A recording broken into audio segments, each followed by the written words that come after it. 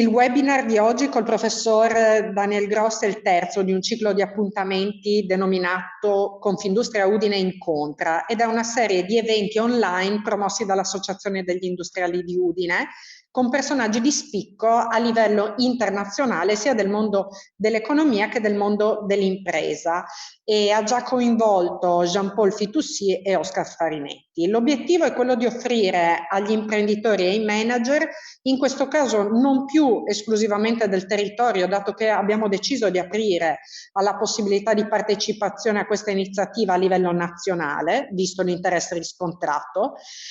Quindi l'obiettivo è quello di dare uno sguardo indirizzato al futuro. Il proposito è di accompagnare le nostre imprese nella conoscenza di nuovi scenari economici internazionali determinati dalla crisi post-Covid-19 e di quelli che sono i necessari passaggi evolutivi che attendono le imprese sul fronte della competitività. Voglio ringraziare chi ci sostiene in questa iniziativa: Unicredit Banca SPA, Acciaierie Berto di Stafao SPA, GLP SRL, la Modul Block SPA, PF Group, Pratica Grow Up, la Queen SRL, Studio Gino Colla, Umana SPA, Vedetta 2, Mondial Pol SPA. Veniamo velocissimamente all'ospite di oggi, il professor Daniel Gross. Immagino lo si conosca particolarmente bene dalle informazioni che sono facilmente trovabili sul web. È un economista tedesco, parla un perfetto italiano e questo ci aiuta. Dirige il CEPS, che è il Center for European Policy Studies, dal 2000. È un consulente del Parlamento europeo ed è membro del comitato scientifico consultivo del European Systemic Risk Board e dell'Euro 50 Group of Eminent Economists. Ha ricoperto incarichi presso il Fondo Monetario Internazionale e la Commissione Europea. In quest'ultimo contesto è stato anche consulente economico del comitato di Lours, che ha sviluppato i piani per l'euro. Negli ultimi decenni è stato membro di organi consultivi di alto livello per i governi francese e belga e ha fornito consulenza a numerose banche centrali e governi, fra cui Grecia, Regno Unito e Stati Uniti, al più alto livello politico. È ancora consulente del Parlamento europeo ed è stato membro del Consiglio scientifico consultivo dell'European Systemic Risk Board fino a giugno 2020. Laureatosi a Roma in economia e commercio e anche PhD in economia all'Università di Chicago, dove è dottore di ricerca. Nell'ultimo anno è stato anche visiting professor presso l'Università della California a Berkeley. Direttore delle pubblicazioni Economia Internazionale e International Finance, è autore di numerosi libri, saggi e articoli su riviste scientifiche, relatore ed opinionista. Le sue principali aree di competenza sono Unione Monetaria Europea, politica macroeconomica, finanza pubblica, banche e mercati finanziari. Su questi altri temi, quindi, è incentrato il nostro incontro di oggi e entro direttamente nel merito con la prima domanda per il professor Gross. Professore, lei ha affermato che in Italia non è un problema di chi guida il governo, ma che bisognerebbe fare un'altra Italia. Ha perfettamente ragione, ma posso dire in ogni caso che da quando è arrivato Draghi mi sento particolarmente meglio. Detto questo, però, sulla necessità di cambiare il paese è indiscutibile. Confindustria e noi qui all'estremo nord-est ci battiamo giornalmente per offrire quelle che sono soluzioni ai troppi problemi strutturali del nostro paese. Solo per citarne alcuni, ma sono sempre gli stessi: l'incertezza del diritto, il costo del lavoro, il mismatch fra domanda e offerta di lavoro, la burocrazia, le carenze infrastrutturali, la digitalizzazione, chi ne ha più ne metta. Il punto è che questi enormi temi sono sul tavolo da decenni e chi dovrebbe risolverli tende invece a renderli più complessi, perché da un lato ha una mancanza di visione e dall'altro invece si tende in Italia a non andare alla fonte di quelli che sono i problemi. Lei cosa ne pensa? Quando parla di un'altra Italia, a cosa si riferisce? Prima di tutto buongiorno a tutti e ringrazio per la gentile introduzione. La mia esperienza è in molti paesi che gli uomini, le personalità contano, ma conta fino a un certo punto. Naturalmente contano di più in tempi eccezionali, come quelli di oggi, ma alla lunga il destino economico di un paese dipende più da quello che si chiama anche sistema paese che dai singoli che fanno o disfanno i governi. Ed è per questo che nel passato dicevo, viene un governo di destra, uno di sinistra, in fondo non cambia così tanto e penso che la sua esperienza di imprenditrice e di Confindustria lo possa confermare. Si sono succeduti moltissimi governi di vari colori, più o meno coesi, e le cose in fondo non sono cambiate. Spesso ci vuole, come dire, un sussulto, uno shock più profondo per far cambiare un paese. E questo può andare insieme con una personalità, un leader diverso. E soprattutto se è un leader di una qualità eccezionale come Mario Draghi, c'è una speranza in più. Ma è chiaro che lui da solo non può snellire l'amministrazione pubblica, non può accelerare la giustizia civile. Quello che spero che lui possa fare, cioè non è certo, ma quello che la speranza è mia, magari anche di altri, è che lui possa creare delle strutture nuove, più snelle, degli incentivi anche per i singoli che già operano nel sistema oggi, di cambiare comportamento. Questo sarebbe il vero traguardo. È un traguardo molto difficile e non si fa da un giorno all'altro. Ma se il sistema politico gli dà l'occasione di fare questi cambiamenti strutturali, magari qualcosa potrebbe cambiare in meglio. Ecco, a proposito di questo, anche Draghi pare non aver avuto la possibilità di esimersi da quello che è definito l'equilibrio Cencelli. Lo abbiamo visto nei ministri, ma soprattutto nei sottosegretari. Questo quindi non può essere definito un governo tecnico, è un dato di fatto. La domanda che le faccio è la seguente: Draghi, secondo lei, può essere ancora definito un tecnico oppure sarebbe più corretto definirlo un fine politico? Ma Mario Draghi ha occupato sempre posizioni dove la politica, la tecnica, la sostanza si mescolano. Quando era al Tesoro più di 25 anni fa, l'Italia stava molto peggio di adesso. E ogni scelta, come dire, anche tecnica al Tesoro aveva delle implicazioni politiche e viceversa.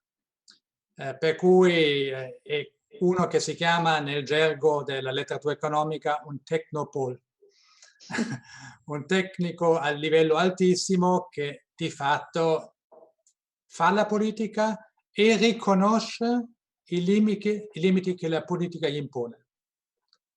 Adesso lei saprà meglio di me se è stato utile, come dire, avere i partiti dentro e così corresponsabili nel suo governo nella scelta dei sottosegretari, o se era meglio fare un governo tecnico. Io in questo caso mi affido al suo giudizio, come dire, da straniero non lo posso giudicare. Le assicuro che anche da italiano è piuttosto complesso giudicare un qualcosa di questo tipo. In ogni caso, si sentono ultimamente parecchie critiche su quella che è la propensione che Draghi ha dimostrato alla privatizzazione della ricchezza nazionale. Il Presidente del Consiglio ha fatto presente che gli aiuti vanno indirizzati verso le imprese che si possono salvare. Questo concetto, per quanto mi riguarda, non fa una piega, anche se scopre il fianco al becero populismo tanto di moda ai giorni nostri, che si sofferma sulle parole per spostare l'attenzione da quello che è un ragionamento indiscutibile, soprattutto in un periodo di risorse scarse. Quindi gli aiuti generalizzati in generale fanno male sia a chi è in crisi perché riceve di meno di quello che gli servirebbe per superarla, ma fanno male anche a chi questa crisi non l'ha subita perché comunque vengono introdotti degli strumenti o comunque delle limitazioni pesanti generalizzate, come primo fra tutti il tanto discusso blocco dei licenziamenti, che vanno ad irrigidire quella flessibilità assolutamente necessaria per la competitività aziendale. Lei cosa ne pensa? Adesso bisogna distinguere. Io ho sempre pensato che il blocco dei licenziamenti non era una buona idea, perché come lei diceva già blocca la trasformazione anche di molte industrie. C'era già la cassa, o c'è ancora la cassa integrazione, per cui secondo me, secondo il mio giudizio, non c'era bisogno di aggiungere alla cassa integrazione questo blocco, soprattutto in un momento in cui questa crisi si spera, si sa più o meno che sarà passeggera dal punto di vista congiunturale, ma molto profonda e duratura per quanto riguarda i cambiamenti strutturali, perché questa crisi può soltanto accelerare il cambiamento, penso che lei lo sappia di me di nuovo in quanto imprenditrice, e per cui è diverso da una crisi, come dire, normale, congiunturale, in cui diciamo manca la domanda per un anno e poi dopo si riprende il sentiero di prima. Qui si tratta di evitare che l'Italia riprenda il sentiero di prima. Quello non portava da nessuna parte. Qui c'è l'occasione di fare un sussulto e di prendere questa occasione per accelerare il cambiamento. Per cui dico, sul blocco degli iniziamenti questo va abolito il più presto possibile. C'è poi il diritto dovere del governo di proteggere, come si sa, non il posto di lavoro, ma i lavoratori, di qualificarli, e soprattutto di qualificarli in un modo, come lei diceva anche prima, adeguato, che possa essere utile e produttivo per le imprese. Naturalmente questo non si fa in un giorno, questo è chiaro. Ma anche se non si fa in un giorno, bisogna incominciare e non bisogna lasciare la gente in posti che sopravvivono solamente perché o il licenziamento è stato bloccato o perché ci sono dei sussidi. Però ci troviamo in una situazione paradossale, deontologicamente paradossale, diciamo, in questa situazione, perché, come lei ben sa, la manifattura di per sé non ha subito tanto quanto ci si immaginava. Ovviamente il commercio, il turismo, questi sono altri campi, altri settori che invece sono stati violentemente attaccati. Quindi quando si parla di blocco o sblocco dei licenziamenti nella manifattura, allora da un lato non si può dire che cambierà poco nel momento in cui verranno sbloccati, perché se no si continua col clima anti-imprese dove si dice che all'imprenditore non gli interessa minimamente dei licenziamenti e quindi no, si dice che si possono tranquillamente togliere questi blocchi.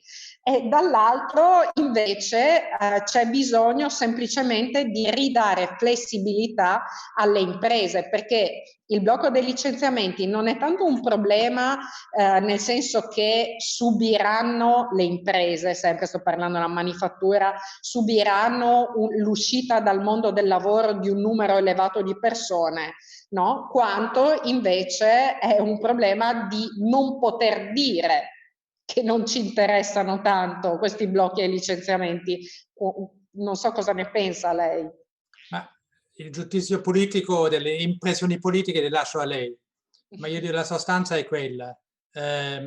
Anche se al netto nel settore manifatturiero non ci sono state anzi addirittura assunzioni nette, no?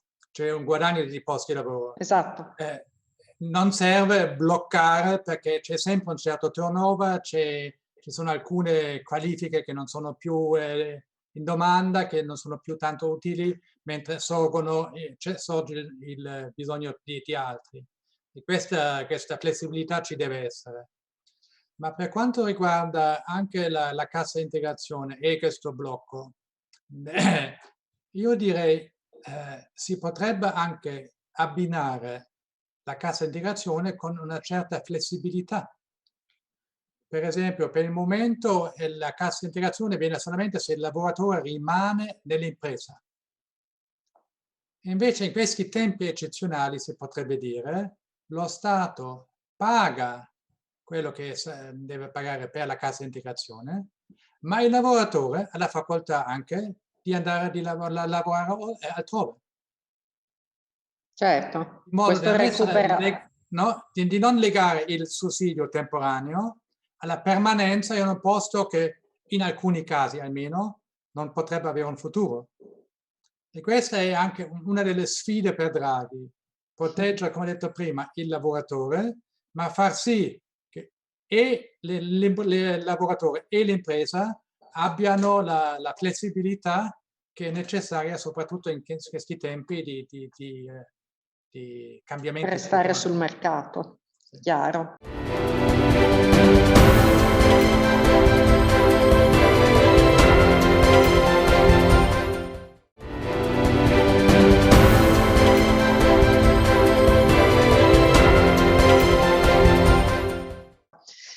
Senta, professore, quando ci siamo sentiti telefonicamente qualche giorno fa, lei mi fece una domanda alla quale io risposi e vorrei riportare qui quella discussione a beneficio di tutti. Lei mi chiese quanto le falle del sistema Italia influiscono sulla competitività delle imprese italiane e sull'export. Ecco, allora la mia risposta fu più o meno la seguente. Sono partita dandole un'informazione piuttosto spiazzante, ovvero se le imprese italiane avessero la stessa struttura dimensionale delle vostre, quelle tedesche, la produttività media del lavoro nell'industria e nei servizi di mercato sarebbe superiore di oltre il 20%, superando anche il livello della stessa Germania. E questo lo dice Banca d'Italia. Si immagina quindi cosa sarebbe il tessuto industriale italiano a parità di sistema economico, politico e sociale. Cioè si immagina che efficienza hanno le imprese italiane per competere con le imprese tedesche, nonostante quelli che sono tutti i gap competitivi che siamo costretti a subire. E cosa significa subire? A coprire con i nostri fondi. Questa quindi è la grande forza che permette alle imprese italiane di essere competitive nonostante il sistema Italia. Quindi efficienza e flessibilità. E queste sono due caratteristiche per le nostre imprese che significano sopravvivenza, non solo competitività. E in ogni caso resta il fatto che il grande problema del sistema industriale italiano è la bassa produttività, ovvero la scarsa capacità di crescere, e questo dipende da una serie di fattori, i più importanti dei quali sono gli scarsi investimenti in innovazione, lo skill mismatch fra domanda e offerta di lavoro e anche, non per ultima, la mancata convergenza economica del Mezzogiorno, perché fra Italia del Nord e Italia del Sud c'è una differenza di PIL come fra la Norvegia e la Grecia. Lei cosa ne pensa di questo? È d'accordo? Sono d'accordo che il fatto che l'Italia abbia ancora, penso, secondo settore industriale in Europa dopo la Germania, nonostante tutte le difficoltà di cui abbiamo parlato, è un complimento per gli imprenditori italiani e la loro, come dire, flessibilità di cui parlava prima. Ma vorrei fare giusto due commenti. Uno è che anche in altri paesi ci sono delle differenze enormi.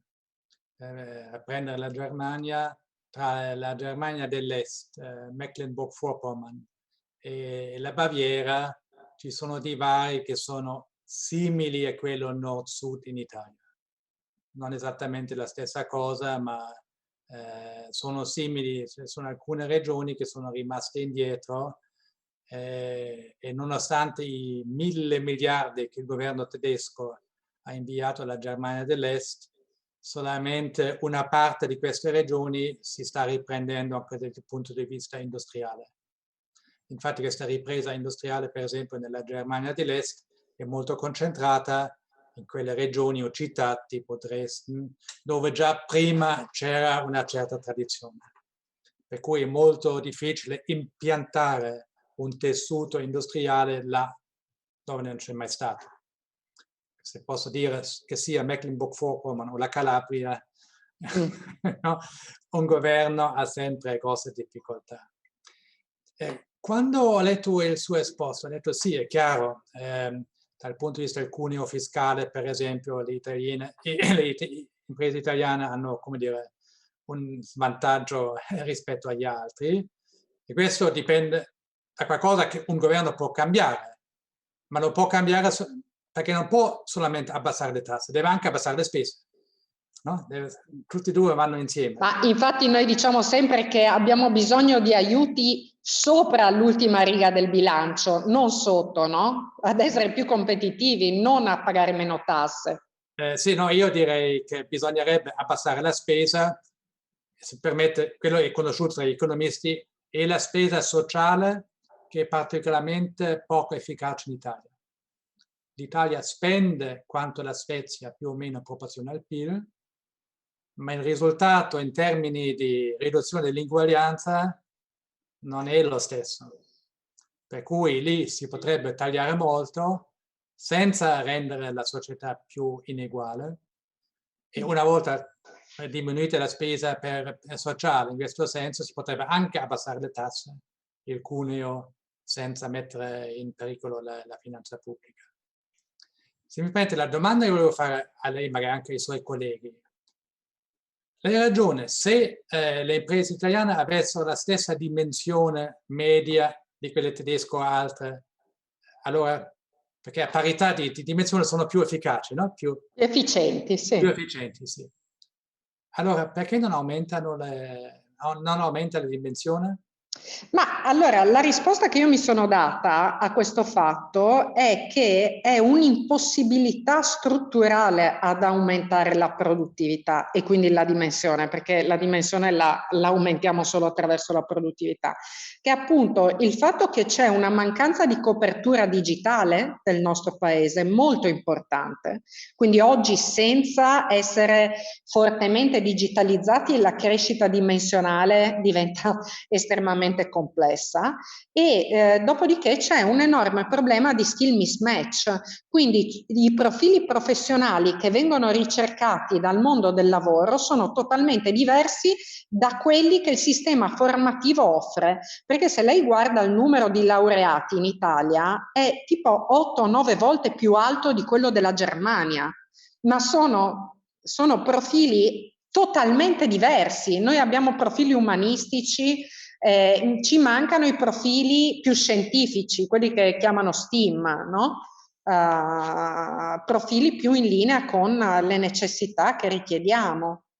Se posso correre su un punto, perché è una cosa che mi interessa a me, che ho studiato abbastanza, l'Italia rimane ancora uno dei paesi a livello più basso per la percentuale dei giovani che si sta laureando, e soprattutto nella popolazione, come dire, già adulta, la proporzione dei laureati, almeno secondo i dati dell'Unione Europea e anche di altri, è molto bassa, molto più bassa che non in altri paesi, vicino alla Romania. Adesso il confronto con la Germania è molto difficile e le dico questo perché, leggendo le statistiche, i tedeschi hanno fatto un trucco. Hanno dichiarato come equivalenti a laureati tutti quelli che hanno avuto un percorso, come si chiama, tecnico. Di alta formazione. Alta formazione, quello si chiama il sistema di apprendistato, poi dopo si diventa maestro. Allora, nelle statistiche internazionali la Germania conta quelli che sono stati maestri in Germania come laureati. Ho capito. Se si toglie quelli, siamo a un livello più simile tra Germania e Italia. Se si contano i maestri, no? Come laureati, la Germania sta a un livello molto più alto.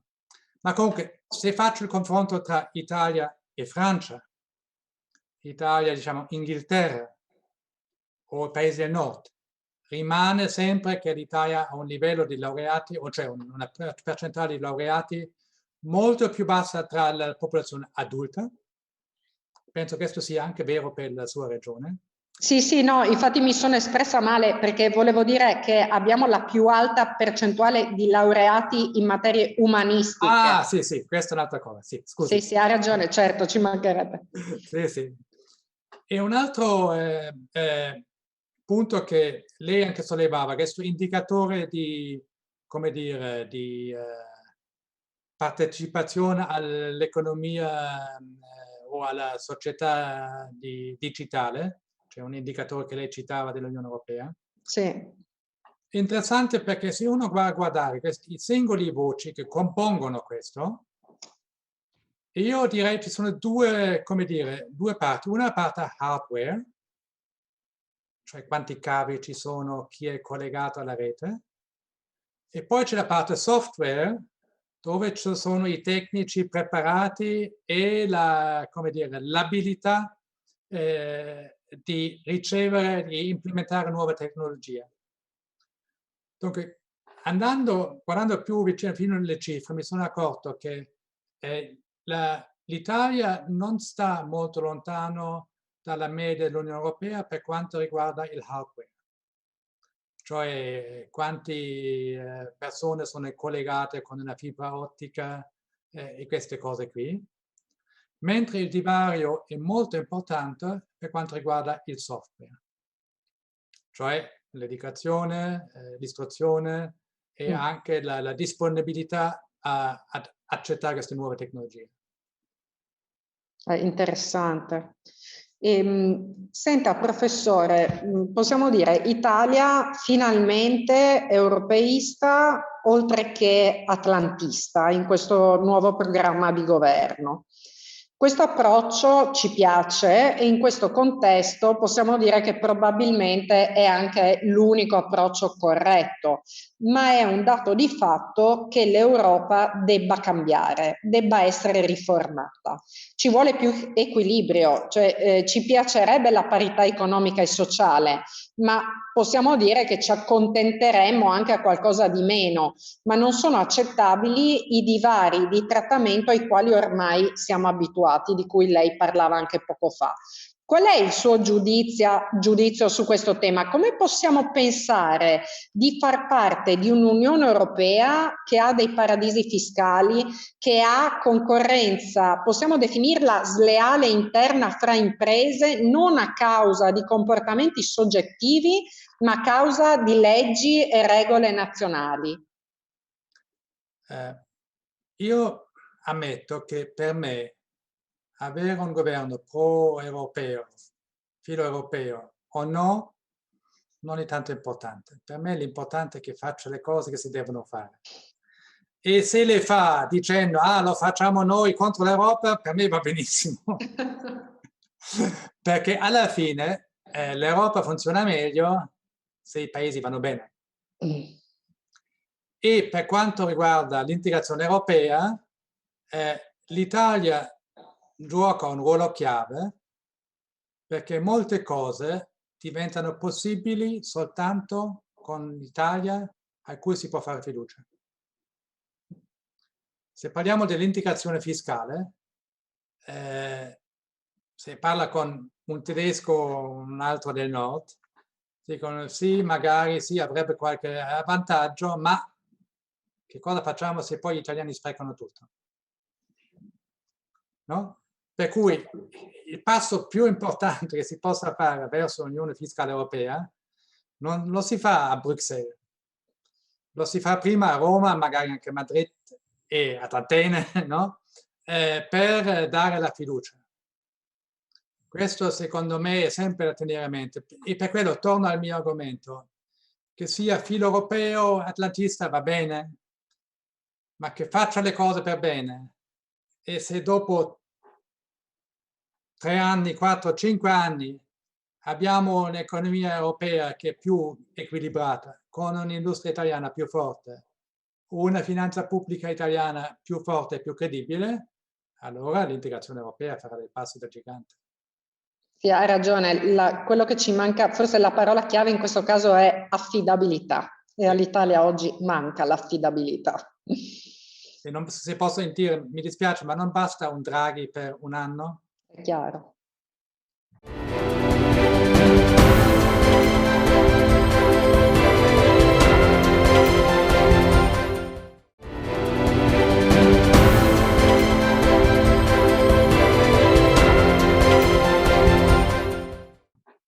Senta, professore, secondo lei quanto ha inciso la Brexit, visto che stiamo parlando di Europa e solidarietà europea, unioni, eccetera, secondo lei quanto ha inciso la Brexit sulla solidarietà europea?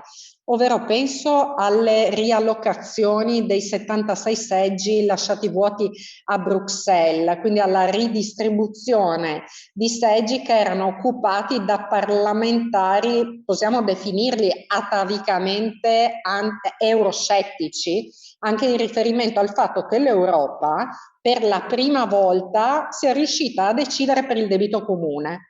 Per quanto mi riguarda, ritengo che la Brexit, e mi dirà cosa ne pensa lei da questo punto di vista, abbia aiutato a rafforzare la coesione dell'Europa e abbia fatto passare la voglia anche ad altri paesi europei di perseguirla, indipendentemente da quelli che sono i meccanismi che non funzionano in questo momento in Europa. E secondo lei, se oggi si ritrovassero a votare, i britannici sceglierebbero di nuovo Leave? Ma oggi come oggi, visto il debacle con le vaccinazioni che ha fatto Bruxelles, magari sarebbe diverso.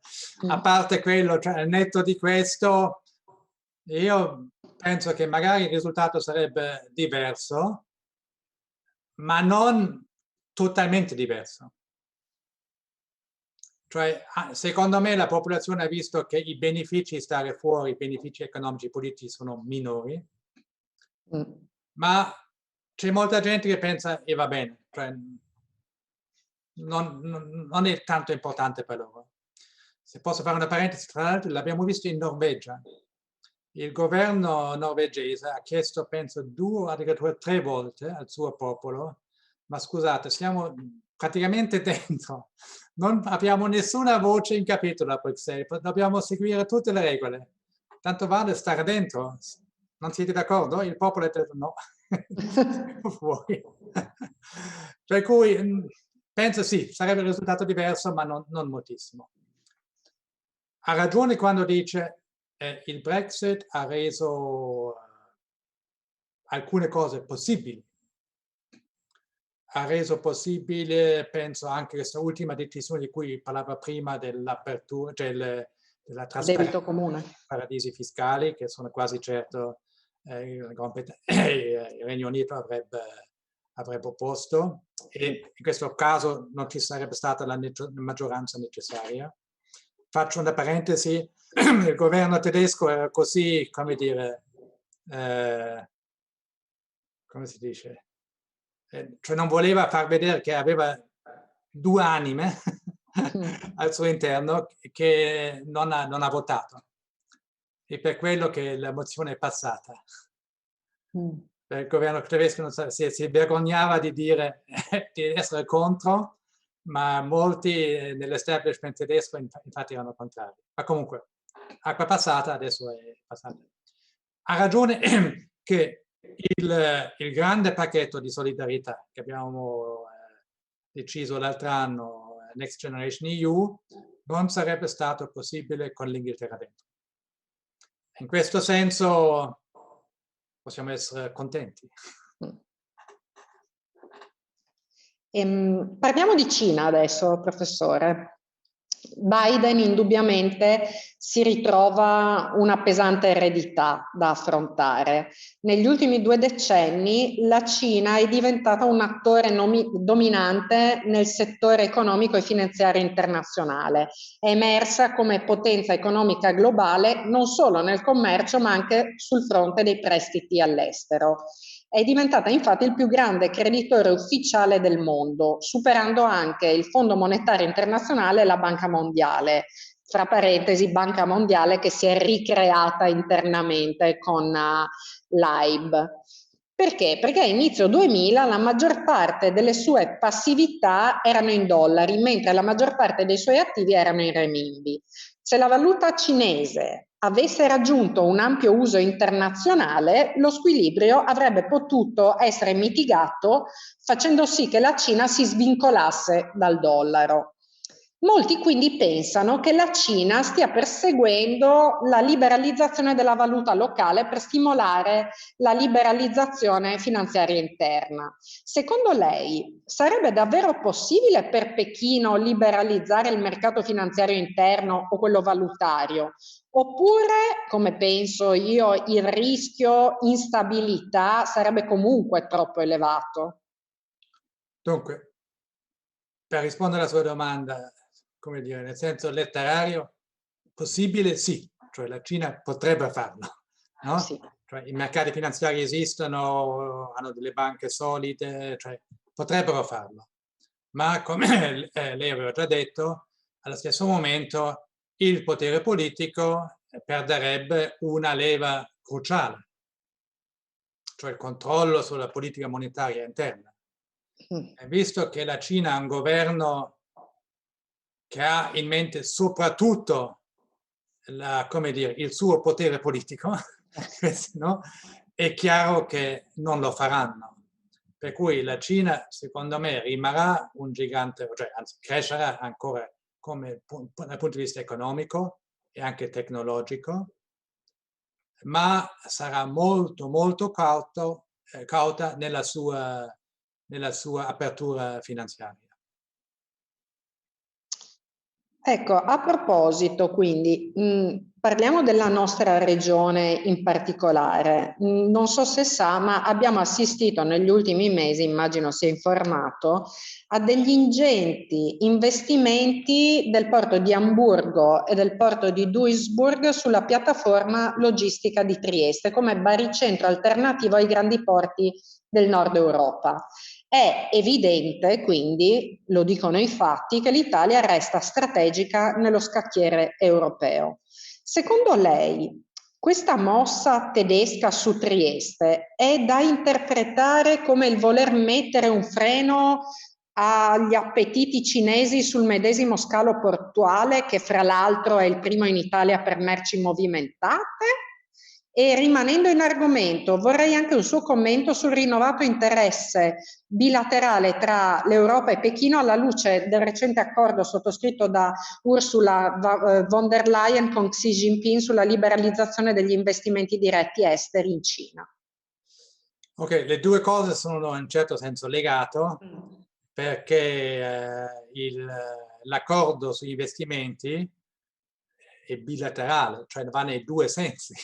Non Sì. può servire solamente per proteggere gli investimenti europei in Cina e quelli cinesi in Europa, no?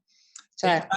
Infatti nel negoziato, che è andato avanti per 7 anni, uno dei punti, il punto debole per l'Europa era molto semplice. L'Europa era già aperta. Che cosa poteva dare alla Cina come incentivo? Nulla. Niente, no? Solamente una minaccia vaga di essere meno aperta se non fermavano, no? Ma è chiaro che lì era molto difficile. Su questi investimenti strategici nei porti, come conosco io il sistema, come dire, economico-politico tedesco, dubito che Duisburg o il porto di Amburgo facciano quello che vuole il governo tedesco. Secondo me loro guardano, come dire, ai calcoli economici e non so se per quale ragione vedano qualche opportunità di profitto a Udine o nel nord-est dell'Italia, magari perché vedono un declino relativo di Duisburg e Hamburg, non lo so.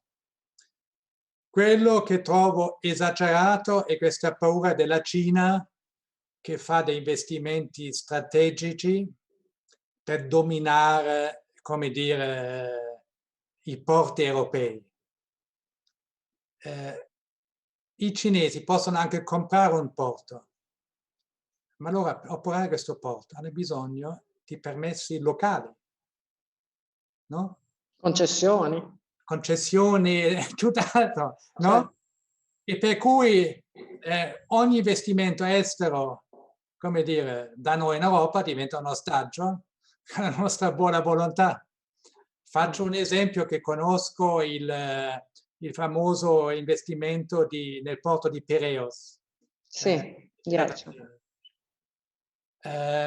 Dopo qualche anno le autorità greche hanno scoperto che metà del territorio di questo porto conteneva dei reperti archeologici molto importanti, per cui non si poteva sviluppare. Questo è il valore strategico di un investimento del genere. Per cui io non sarei preoccupato se i cinesi investano in qualche porto europeo. L'unico interesse che avranno, secondo me, è metterci una infrastruttura più snella, e comunque non potrebbero mai, come dire, sabotare qualcosa, no? Né, come dire, fare una politica commerciale con questo, perché tutto questo avviene sotto il controllo dei governi, non solamente quelli nazionali, ma anche quelli regionali e locali. Sì, anche perché noi diciamo che nel momento in cui arrivano navi piene di container, partono anche navi piene di container, quindi l'importante è che non si perda di vista questa reciprocità. Sono d'accordo con lei. Senta, mi interessa un articolo che ho letto, che lei ha scritto, ovvero l'opinione pubblica in generale considera Mario Draghi e il suo Whatever It Takes, seguito dal più importante forse And Believe Me That It Will Be Enough, come salvatore dell'euro. Ed in effetti il suo carisma ha indubbiamente rassicurato i mercati finanziari in un momento in cui avevano bisogno di essere rassicurati. Lei però ha sostenuto, a differenza del parere della BCE, che il quantitative easing non abbia contribuito in maniera così decisiva a quella che era una ripresa, secondo quello che lei dice, già iniziata a priori dell'attivazione di questo programma. È ancora di questa idea? Sì, devo dire, ammetterlo. Due cose distinte. Dunque, il Whatever It Takes era nel 2012 e il quantitative easing europeo iniziava 2 anni dopo. Io penso che nel 2012, cioè l'apice della crisi, Draghi abbia intuito che i mercati erano andati oltre il razionale. Questo succede qualche volta con i mercati, che l'Italia va male, l'Italia non ce la fa a ripagare il suo debito, i tassi di interesse aumentano, si vede già i tassi così alti, l'Italia non può pagare, no? C'è questo meccanismo che va oltre di quello che è razionale. Poi io l'ho detto anche all'epoca, un differenziale tra i tassi tedeschi e quello italiano di 500 punti basi vorrebbe dire 50% su 10 anni. La probabilità che l'Italia fallisse non era 50%, No. almeno secondo me all'epoca. Meno Per male. cui lui ha intuito questo e ha fatto sì che questo meccanismo che prima portava i tassi sempre più alti, poi va in rovescio e porta i tassi a livelli più bassi.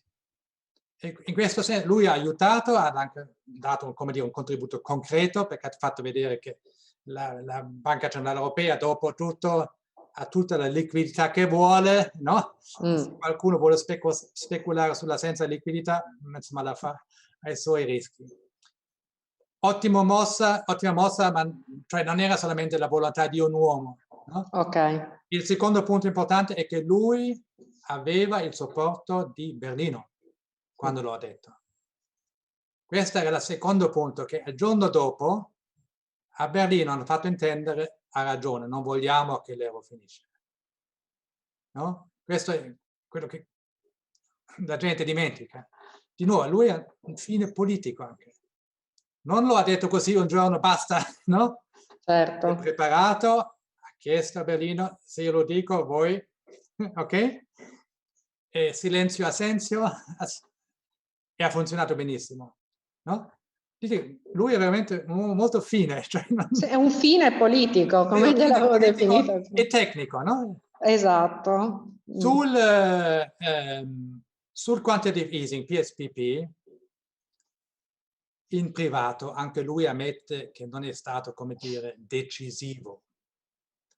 È stata una mossa che era quasi obbligatoria per quasi tutti la volevano. Che abbia avuto un impatto marginale o significativo, lì tra economisti possiamo discutere senza fine. Io appartengo tra quelli che pensano che l'impatto sia abbastanza marginale, ma non ha fatto danni anche. Che è tanto ai giorni nostri, no?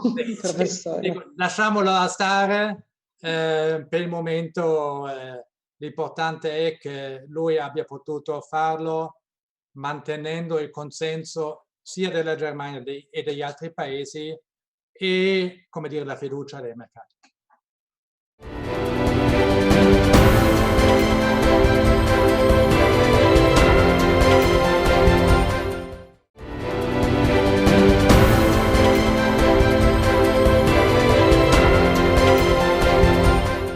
Senta, professore, l'industria italiana come viene vista da Berlino? Perché i nostri sistemi produttivi sono estremamente interconnessi, possiamo quasi dire dipendenti gli uni dagli altri.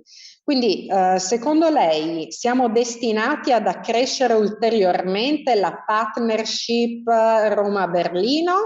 Ritiene che questo nocciolo duro manifatturiero dell'Europa sia una leva per contribuire a rilanciare il progetto europeo? Io direi che non è una leva che si gioca tra Roma e Berlino. È più una leva che si gioca tra Udine e Duisburg a livello locale. Perché, come ha detto anche lei prima, ci sono tante Italie, tante regioni con... E poi l'interscambio con l'Italia sì, rimane importante per l'Italia, ma l'interscambio con la Polonia, per esempio adesso, raggiunge quasi lo stesso livello.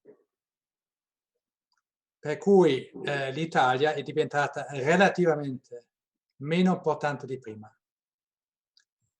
Le faccio un esempio di un passato, come dire, remoto, che pare remoto adesso.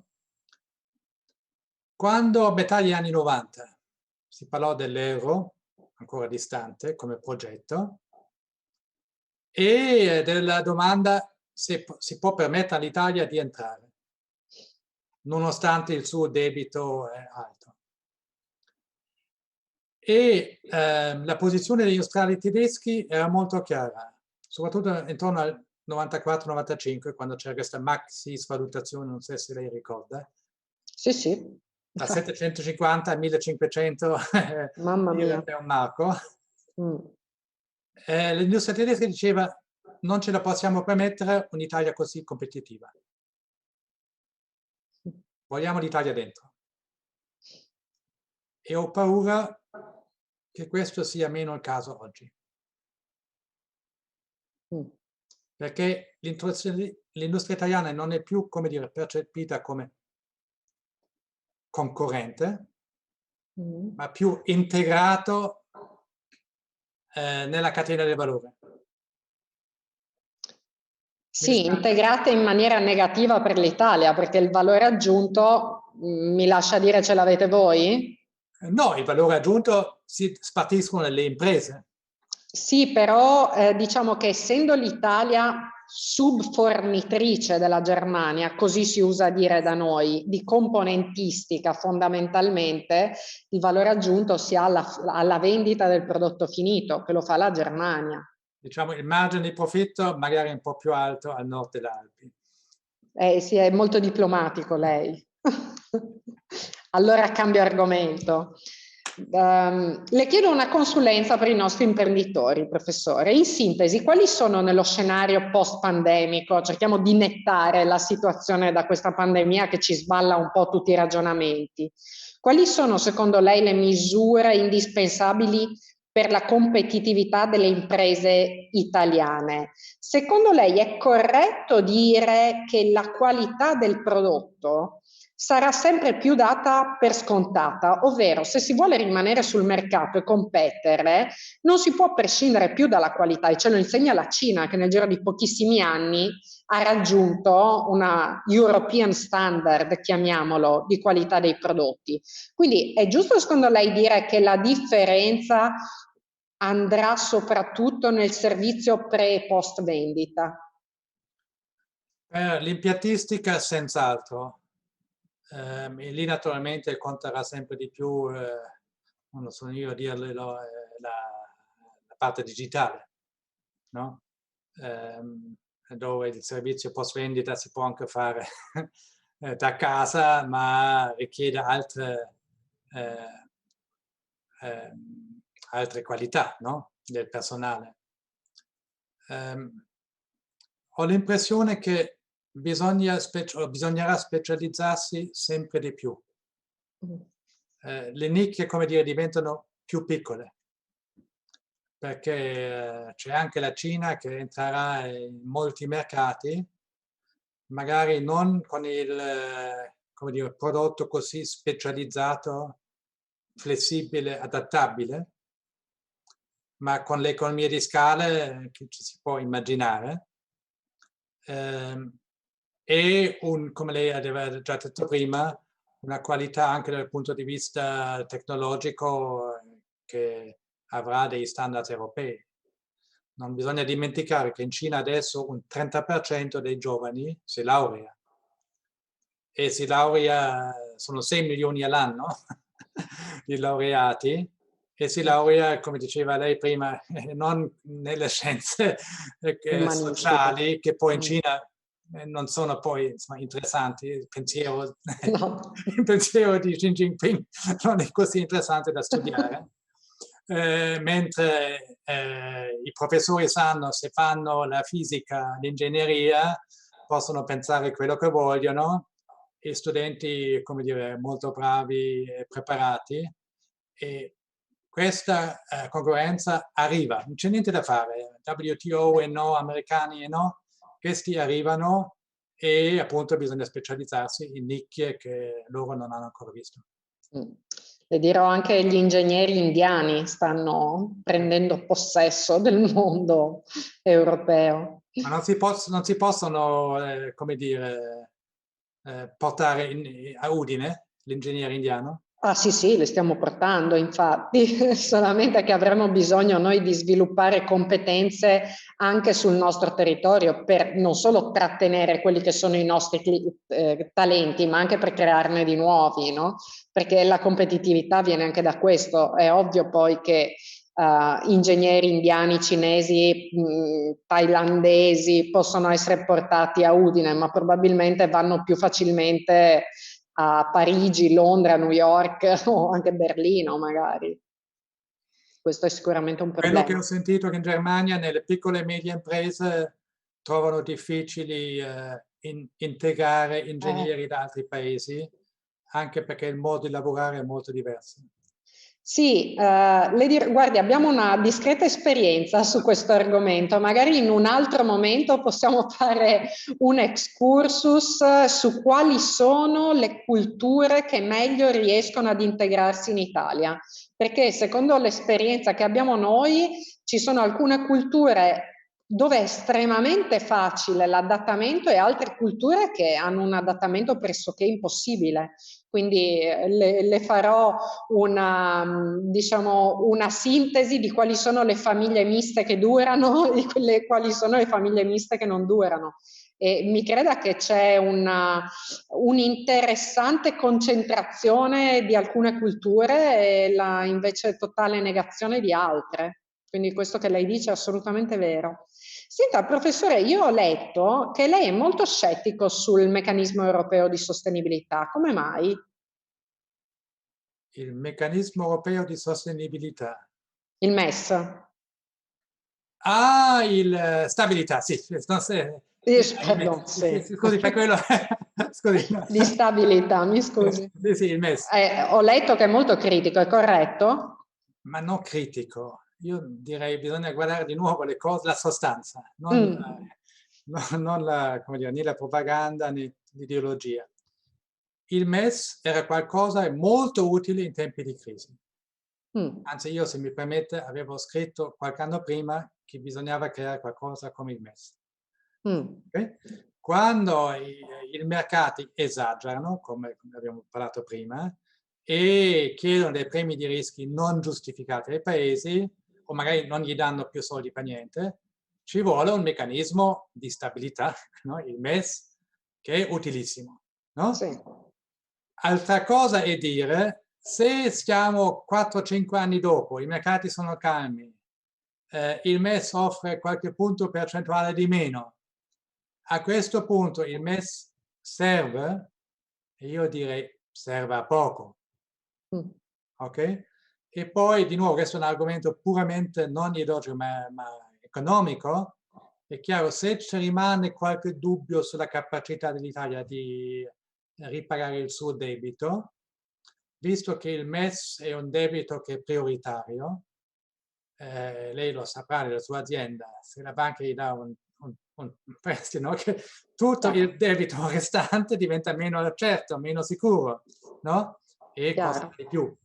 Per cui il MES non è un regalo, è qualcosa utile in tempi di crisi, è utilissimo di avere un meccanismo come assicurazione, ma non si ricorre all'assicurazione in tutti i momenti, no? Quando ce n'è bisogno. E negli ultimi anni io pensavo l'Italia non aveva più bisogno di queste assicurazioni. Sì, ho capito, non fa una piega d'altronde, come il fatto che le assicurazioni non coprono il malato già malato. Sì. Senta, professore, l'ultima domanda le faccio perché abbiamo esaurito il nostro tempo. Per tornare a temi più strettamente economici, da che il mondo è mondo, nella finanza il pesce grande mangia il pesce piccolo. Secondo lei è questa la sorte che si prospetta per i paesi della periferia meridionale europea dinanzi al sistema finanziario centro-europeo? No. No, i paesi, come dire, anche meridionali, se sono gestiti bene, possono benissimo, come diciamo, prendo i paesi nordici, anche loro sono periferici, ma hanno la loro forza, come dire, nazionale, e hanno il risparmio nazionale che permette a loro a sopravvivere. Piccola parentesi, fino agli anni 80-90 i paesi nordici erano conosciuti per essere fiscalmente spendaccioni e avevano, Svezia, Danimarca, Finlandia, Norvegia, tutti e quattro una crisi finanziaria molto molto forte. Nello stesso tempo, nel 95 come l'Italia. Hanno tutti e quattro tirato la stessa lezione, cioè hanno detto mai più. D'ora in poi la finanza pubblica deve essere in surplus e riduciamo il peso del governo nella vita nazionale. In Svezia sono passati dal 70% al 50%. E per quello che oggi sono forti. E più avevano un sistema educativo molto performante, cioè hanno un'industria domestica molto forte e tutto quanto. Ma l'Italia, Spagna, anche Portogallo e altri, se trovano la forza del loro risparmio nazionale, che tra l'altro in Italia è molto forte, non direi che il loro sistema finanziario deve essere dominato dal resto dell'Europa. Bene. Ultimissima domanda. Cosa pensa del nuovo presidente degli Stati Uniti e quale pensa che sarà l'impatto sui rapporti Cina-Russia, questa nuova elezione?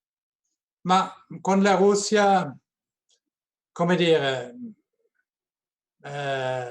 hanno televisioni completamente diverse gli Stati Uniti e la Russia, ma hanno pochi punti di contatto al di fuori del Medio Oriente, no? Con la Cina cambia poco. La Cina sono il problema numero uno degli Stati Uniti, appunto perché gli Stati Uniti non lo sono più e lo saranno ancora di meno domani il numero 1 in tutti i campi. E questo per loro è il cambiamento, come dire, primordiale, essenziale.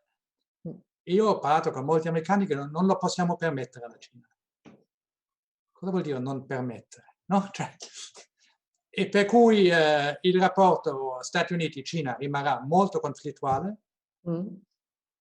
e l'Europa deve trovare la sua parte, che è moralmente, politicamente con gli Stati Uniti, ma i nostri legami economici con la Cina sono più forti.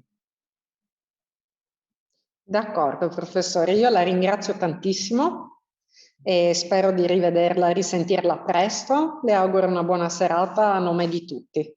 Grazie, buona serata anche a lei e a tutti quanti.